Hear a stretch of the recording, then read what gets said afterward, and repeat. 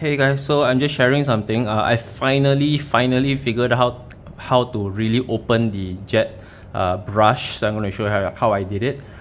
This is a one-handed video, so please bear with me for the jokes and stuff. But yeah, removing this, you should already know it's as simple as pressing a button on the bottom, right? And then from here, it's a simple screw. It should be fairly straightforward. This is easy.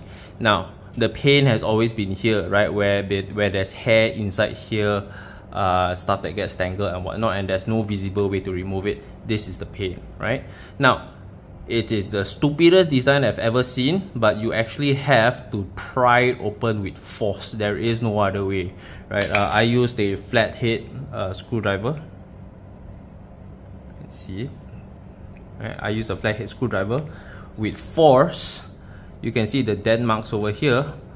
To rip this out, it is like that.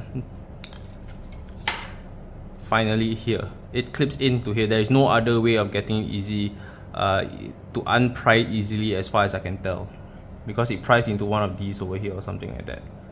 So after that, it's as simple as removing this screw. Okay, let's get that screw out, and the top should come off just like that because the screw goes inside here. Now, this is finally removable.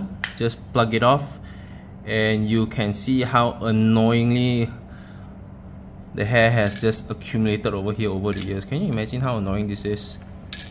What a stupid design by Samsung, my goodness. And this is top of the line model.